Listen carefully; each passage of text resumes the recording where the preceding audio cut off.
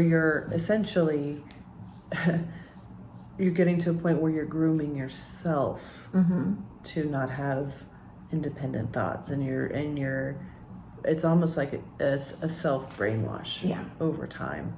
And I really think that's why the biggest hot button of why people, they were really against college, in my personal opinion, is that creates critical thinking. Right.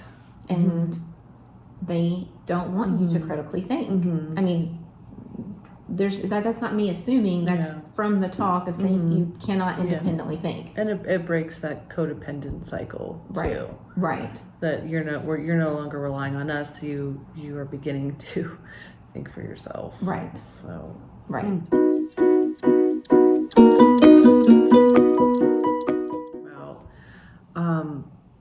So circular logic would create the conditions for a lack of critical thinking, right? And so how does circular logic show up in the Jehovah's Witness teachings?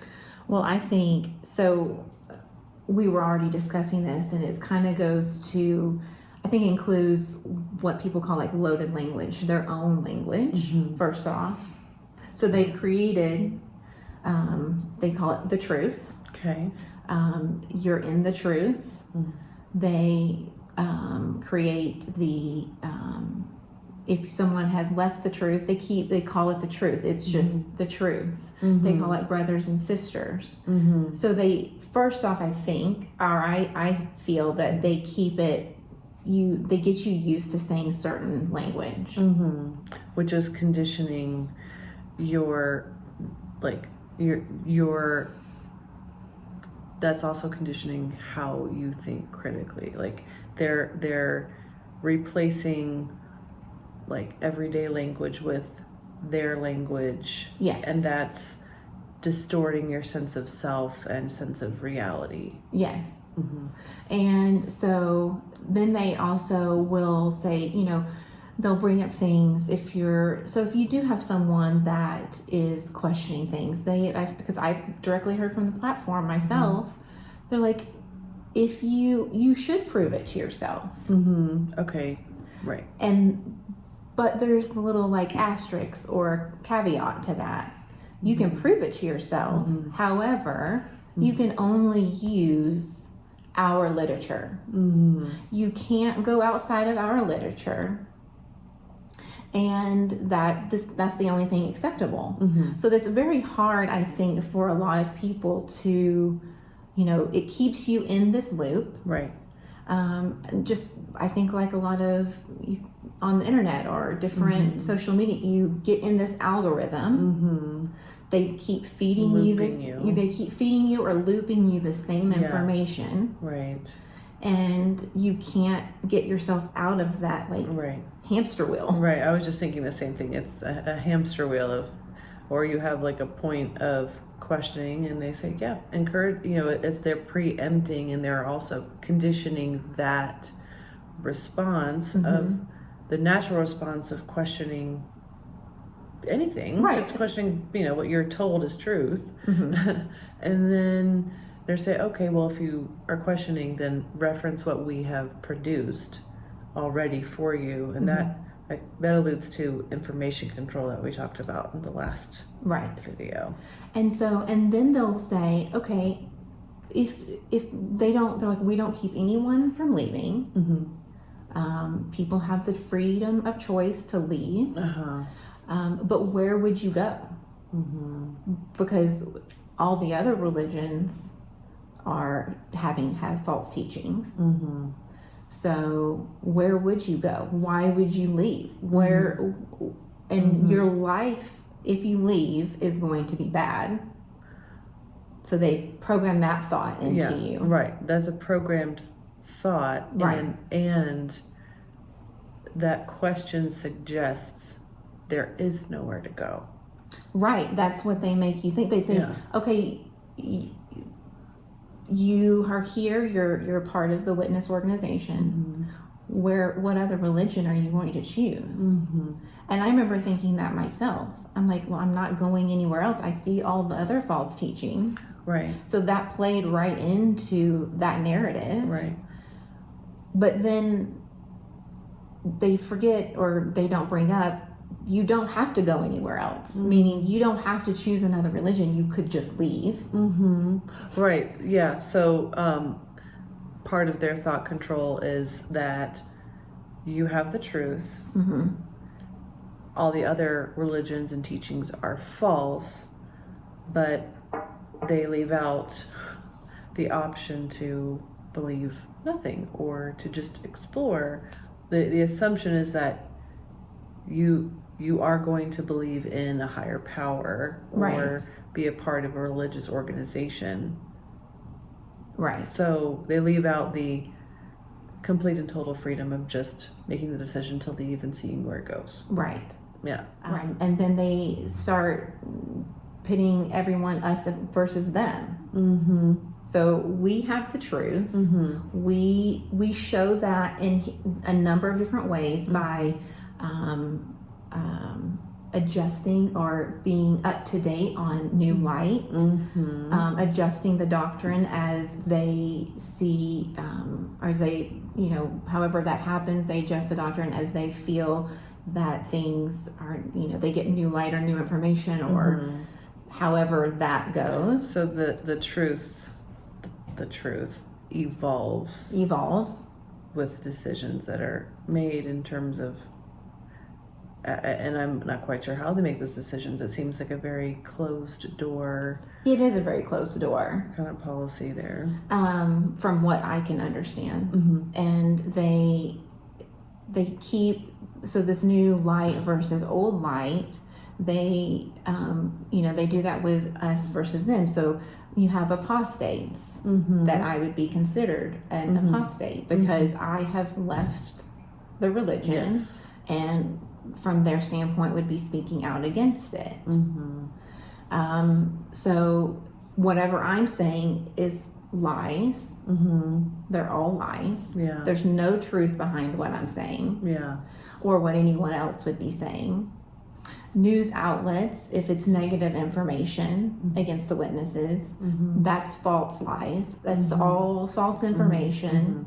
And so, like, what you're talking about is the information that's produced or in the media. However, what you're saying is that in the everyday life of Jehovah's Witness, you're already programmed and conditioned to think that's false. Right. That's false. That's false.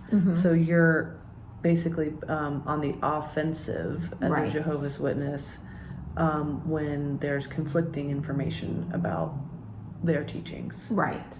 And that's programmed. That's programmed into your everyday thought process. Yes. So when you have anything that maybe would naturally make you question something that doesn't seem right, they've already kind of input those thought-stopping techniques because they've said, okay, where would you go? There's other religions, but they all have false teachings. They haven't adjusted with time from the standpoint of, okay, witnesses used to celebrate Christmas, but they got a new understanding of the holiday and the pagan part of it and felt that we shouldn't celebrate it anymore. So they adjusted. Other religions did not. And so one day you're celebrating Christmas and the next day you're not. Right. And it's expected that once the new light is published, it's usually it's published. It's usually given at typically new lights given at the annual meeting in the fall. That's typically when you see like big organizational doctrinal changes. And so when it's published, that new light's published, they go from one day celebrating Christmas to the next day. We don't celebrate that anymore. Right. And everyone's expected to just follow suit. Right. Or you have like, things that have adjusted over time. You have like the generational doctrine and that you have blood transfusions. Those things have, these, especially blood transfusions, and there's, I'm sure, many others that, these are affecting people's lives, like life and death situations. Right. It's not the more extreme part of Jehovah's Witness being a cult is that it goes beyond just encouraging women to stay at home and not go to college, and it goes far beyond just behavioral control of what you wear and how you spend your time, but also, and what you're talking about, blood transfusions, it comes down to life or death. And why don't we talk about that a little bit more, how that works, and what part works? The doctrine of the blood, like how those blood transfusions play out in real life. Well, yeah, I mean, that's with blood transfusions and with the disfellowshipping and shunning policy. These are life and death, because this isolation, or you have a blood transfusion to where one day it's an understanding of X, Y, and Z. The next day, now you can accept fractions or certain things, and that's left as a conscience matter if you decide to do that. But maybe the previous day or the previous week or the previous month, you have families that are faced with these decisions that was not okay, and now it is. And so how critical those changes are making in people's lives, that it doesn't allow someone to critically think for themselves and make their own choices and what's best for them and their family, because that was something that we were taught. We could never rely on our own thinking. Right. And even like as you're just describing all of those terms in their own language and concepts, that's confusing in and of itself. Just jumping from can I, is this a conscience matter, or is this maybe going against your conscience? And everybody's conscience could be different on that particular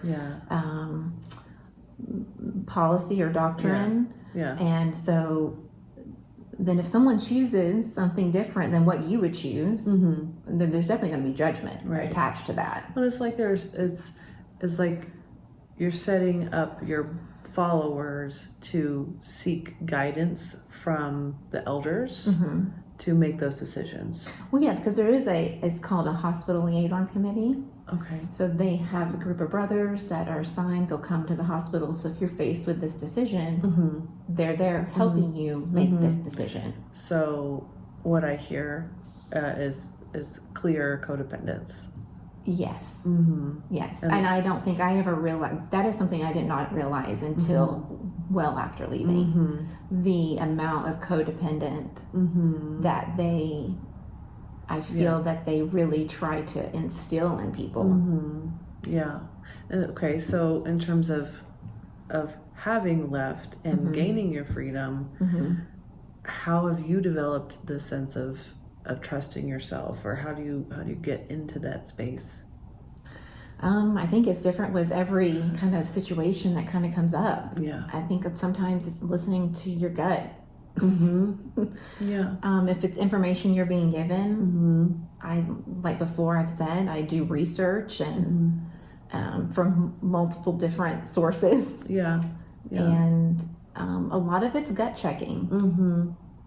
Yeah. Because that's something I knew I always had, but I clearly ignored previously. Yeah. And I think, for anyone leaving we'll just say a codependent environment, just kind of zooming out a little bit, but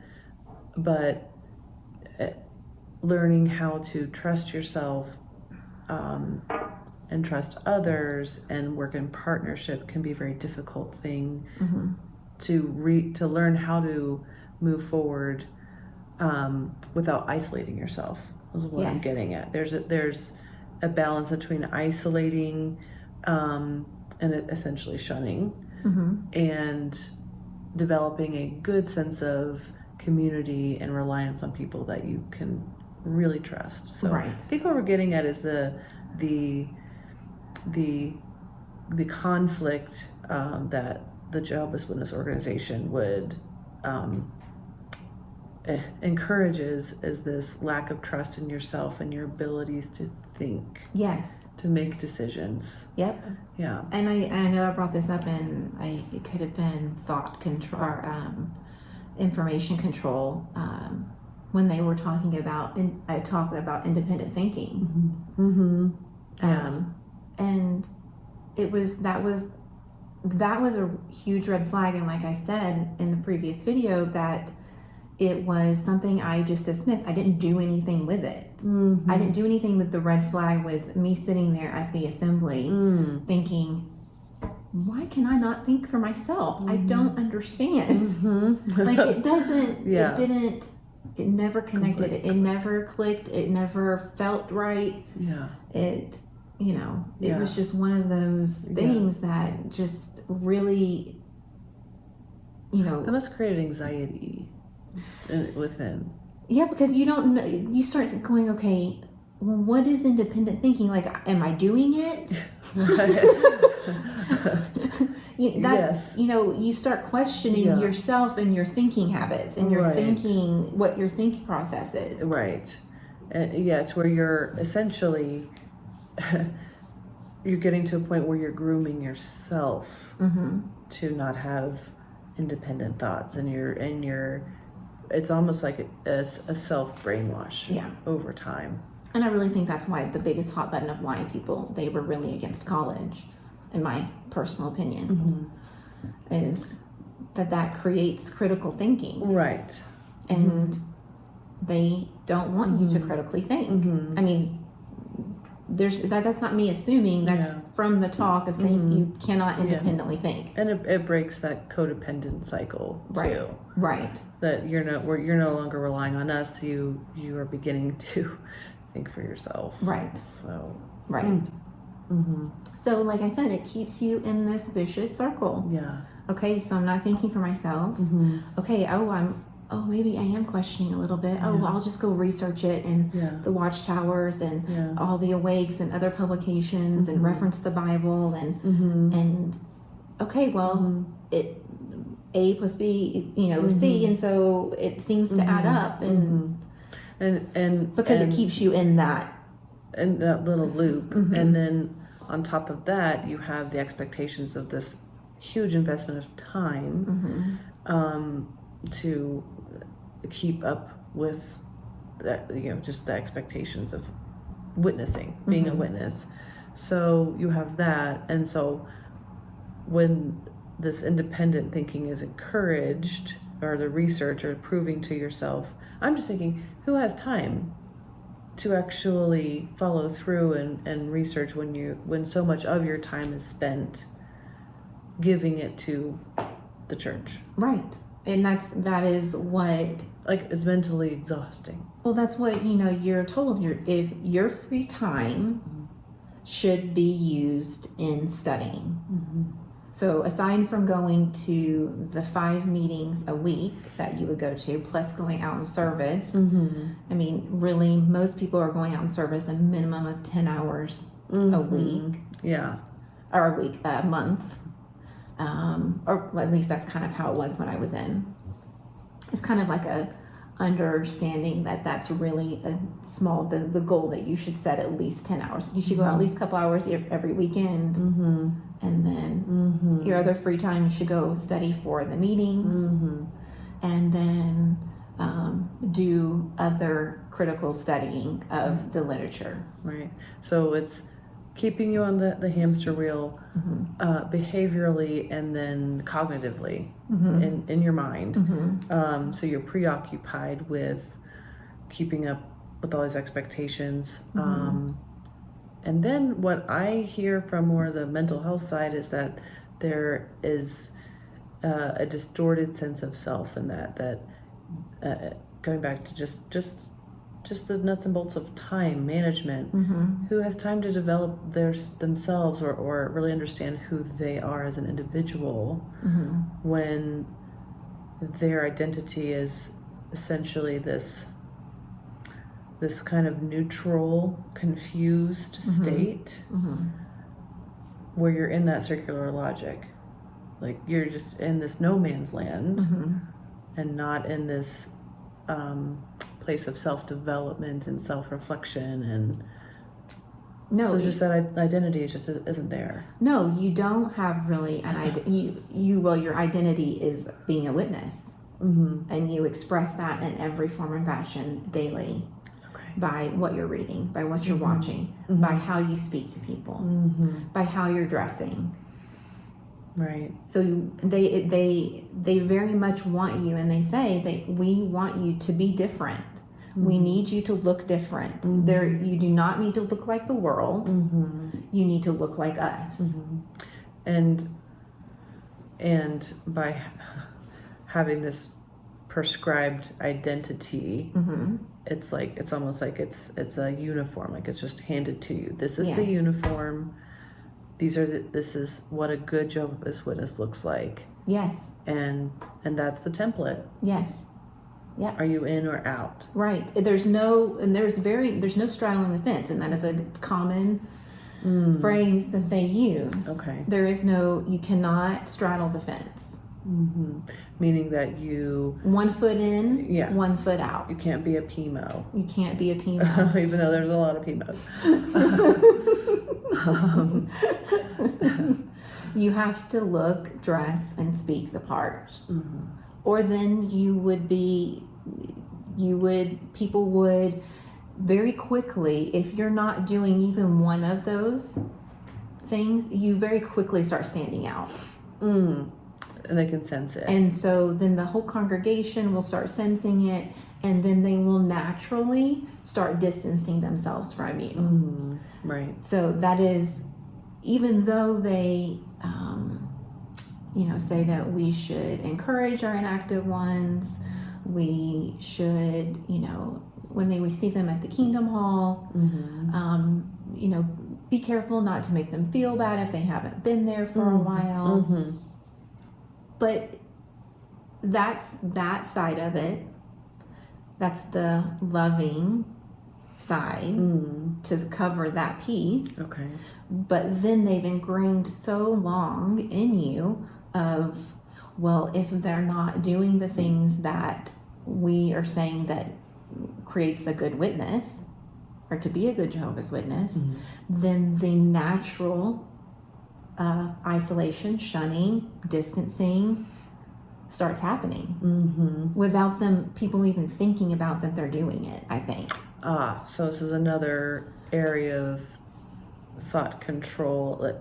It's demonstrated by behaviors, right? But it shows that there's a deeper level of thought control, that as soon as you see someone that's more in a gray area in terms of their witness identity, if they're making changes, then there is this pre-programmed thought process that I need to shun them now. It's the actions are already it's almost like a button is pressed. Yep. Yeah. And so the moment you start appearing different at all, having any kind of different thinking, start bringing up even with your close friends of like questioning maybe certain things, I mean, immediately it sounds robotic. People really start distancing themselves from you. So then that goes on to the conditioning of your friendships and how you are accepted or not accepted. And I know that probably goes into more emotional, right, and behavioral, but they all feed into each other. They all do still. I think we say that on repeat, but well, and that's just to highlight that it represents this gray area. It's just a grayness in terms of your sense of self and ability to think for yourself. You're just always in the gray, and the emotions are feeding the behaviors, and behaviors are feeding the thoughts, and then all that's fed by the information control. So it's a very confused state to be. Yeah, it is. Especially it's when you at all start having your own thoughts and having some independent thinking. Feels very lonely, like in the moment, especially when you're still in. Yeah.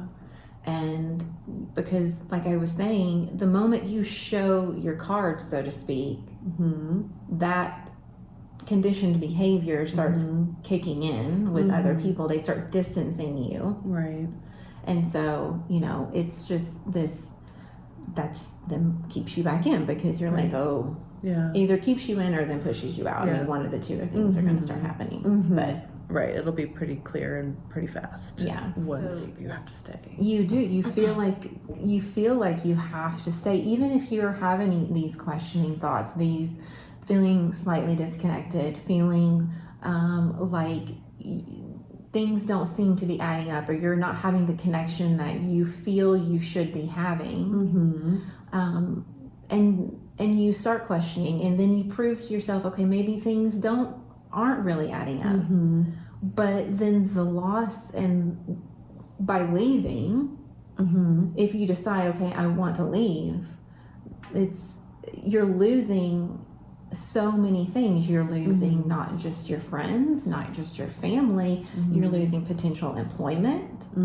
You're it affects every facet of your life, because they have gone in and conditioned you so much, and that the loss is so great that it's almost sometimes just not worth it. Yeah. And I mean, because I'm sure I know I went through that of like, okay, can I continue to do this? Can I continue to go when I don't believe it anymore? And can I continue to not, to be in that place of not believing something or not agreeing with certain aspects of it, and continuing to do the motions, just so that I don't lose everything I've grown up to ever know. Because, especially coming from a place of being born and raised in the organization, is that, your whole life becomes that. Like you were saying, they have formed your identity for you. So they've formed your identity. They've made you codependent in a multitude of ways. The loss, it's not just losing physical things. It's a loss of identity that you're having to rediscover and redo. So these are a lot of things that weigh on one person's mind. And then on top of that, you have the seed of the where would you go? Right. So then you're asking yourself, well, if I have all of this to lose, everything I've known, and then where would I go? And it's almost like that itself is gonna, like, psychologically just keep you in. Yeah. It's almost like, it reminds me of activation energy when you're getting up in the morning and getting out of bed. It takes a certain activation energy to say, okay, alarm, it's gone off and I'm getting out of bed. But then there's I could just snooze that alarm and stay in bed. So that's what that reminds me of, is that you might have this impetus to change, and then you say, oh, never mind. It's just too hard. It's too hard. I mean, it is hard. Right. I mean, so this is hard decision. It's a hard yeah. decision. It's a hard thing to completely uproot your life that way. And the things that you lose. There's a lot of things you gain, but there's a lot of loss. A lot of loss. A lot of loss. There's no sugarcoating the loss that you experience. And it's still, I honestly think it will forever affect me, the loss. No doubt. But I knew that I couldn't continue doing something that I didn't agree with anymore. That I had proven to myself it wasn't right. It wasn't, I found holes in doctrinal things. And so I couldn't do that anymore. And then I thought, okay, I don't believe those things, but what happens when I leave, and what seems to be like the end of this system of things happening, will I go back? Okay. Because they've already conditioned. So these are going to be the signs of the end of the system, and they tell you constantly, we are in the last part of the last days of the last days. It's like they're always like moving the carrot. But right, and but you're at the very end. Like, why would you leave now? It's almost over. You're almost to the paradise. You're almost to that part of it. Why, you know? And so There's almost this like there's the payoff for you giving your life to Jehovah is almost there. right. It's like this proverbial carrot that's being dangled. Yeah. In front of you, and then that was a question I had to ask myself. Will I go back? Will I and you know, I went through my own reasoning of that and concluded I would not, because it just didn't add up for what I was believing. And even if, let's say, the witnesses were correct, I can't be a part of something that treats other people the way they treat other people. Just based on the value and respect of other humans and Yes. their ability to choose their own lifestyle. Yeah. Well, just being kind. Just being kind, period. Yes. Yeah. And you know, that's a trait that they profess to, you know, have a very loving.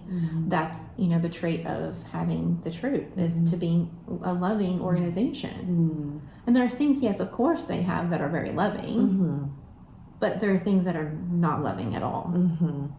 That are actually very inhumane. Right. And so you in this whole process, you saw some inconsistencies in what you were told. Let's say, just for the sake of example, you were told 2 + 2 is 5, and then you did your own research and you realized 2 + 2 is not 5, it is 4. And in that process, you gained this adaptive ability to critically think. And I always thought I was a critical thinker before, but no, I was. I mean, I was in my own little set of boundaries that I was given. Yeah, right. Within your little sandbox. But, you know, that was, you know, reasoning. Those were things that I did for myself, reasoned for myself.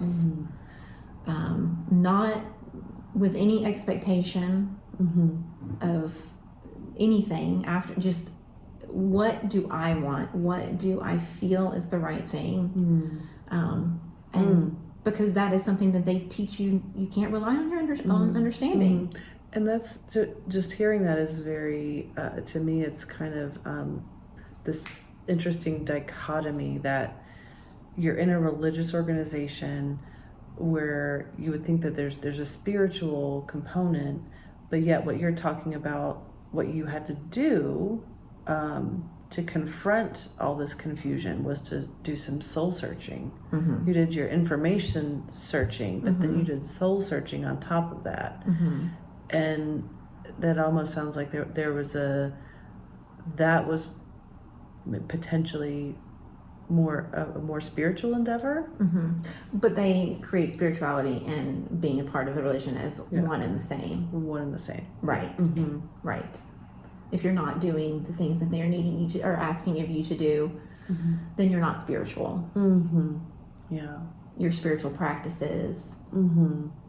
So you had a cognitive overhaul of how you think, what you were taught, and you've had to go through a process of deconditioning. Yes. So there's the cognitive piece, and then there's the felt sense piece in your body, in your heart and your soul, if you subscribe to that. But just this, like you were talking about the kindness, like it's almost like this, just the part of being human and feeling and expressing love. And you found there were significant hypocrisies in how love was expressed. Right, and you made me, when you said that, it made me think back to when I was a kid. You know, the expressing love, the kindness factor. And I remember, you know, as a kid, you're going to school, especially if you're going to public school. You obviously meet friends there, and that you can associate with them there, but you cannot associate with them outside of school. You can't do school extracurricular activities because then that's associating with bad association. Even and it was always the same question. You hear this because I remember it being addressed in literature and at conventions and in the Watchtower, all these things that, you know, you question as a kid, like, but these are actually, they're good, kind people. They're not like doing drugs and wild and crazy people. I don't understand why I can't associate with them. Can't go have pizza with them. Right. Just hang out after school. Right. Why can't I do that? Right. They're not bad people. But they are bad people because they don't love Jehovah. And they don't know the truth. And they don't know the truth and haven't accepted the truth. So then they don't love Jehovah, and then that is not good association. So then that comes full circle now, as I'm an adult. You know, like I was saying, the us versus them, the apostates versus witnesses. I am not good association anymore. I am bad because that is I chose to leave. So it's anyone that doesn't believe in the witness organization are bad. Is that something that like floats around in your head? Like, I'm apostate. Do you have a little Jehovah's Witness gremlin that like still tells you that you're apostate? Oh yeah, most definitely. Okay. Yeah. Yeah, I've done the unforgivable. Yeah. And so it is, because then that's, you know, it affects my life, and I'm reminded of it constantly because my family won't speak to me, or like most of my family. Yeah, right. Which I'm sure affects your emotional health, which we'll talk about in our next video. But yet I'm still, yes, my beliefs have changed, but I'm still a kind, loving person. Yeah. That you've always been. That I've always been. Those traits didn't go away, and I would actually beg to say that I'm hopefully more kind. Yeah. That, you know, yes, you do have a little apostate gremlin because it's reinforced, because you know because it's very us versus them, because I'm on the outside now, they're on the inside. And it was my choice, so I'm the one that has created this separation. So that's how I think people on the inside view that what they're doing, the shunning, the creating that distance, the arm's length, wherever it starts, is they're making this choice. So it's their fault. It's not my fault. They're the ones that are creating this situation. Right. So it's back to the us versus them mentality. And it's back to, you know, I can't be around you. I can't associate. So our friendship, our love, all of this was all conditional based to begin with. And that was the biggest thing. I remember I was even going to therapy. And my therapist, she goes, how did you learn how to unconditionally love? She's like, because you were not surrounded by it. Right. Yeah. And I go, What's your answer? I don't know.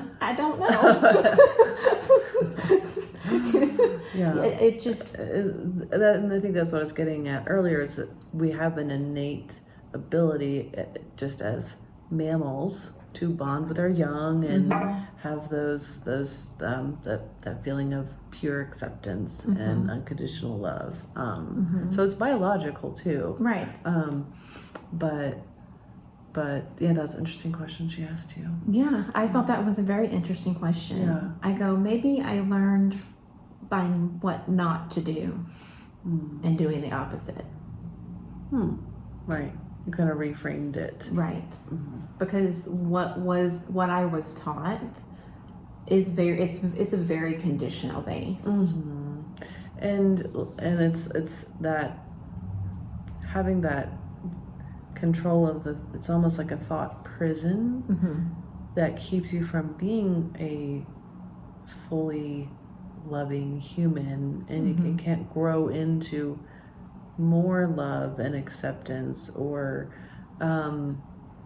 it just dampers your experience, like you're saying, into this little box, and this is where I'm allowed to be, and therefore I'm not going to develop these greater aspects of myself and evolve further, like in terms of your like emotional health and resilience. Yeah, no, it is. It just keeps you with that boundary, and to me a very unhealthy one. Yeah. So I'm all about boundaries now, but healthy ones. And you know, it keeps you in that just little grip, that circle, that sandbox, Very whatever. limited. You're very limited. Yeah. And how you can express your love, to whom you can express it to. Because that was, as a kid, I'm like, these are great, nice people. Like it was a never, that was always, you know, I always had a hard time with. So even from a young age, you have this confusing, illogical reasoning, and then as a kid you just say, oh well, I just accept it as it's just how it is, and so you've conditioned all the way through adulthood, Right. So it's just back to the hamster wheel.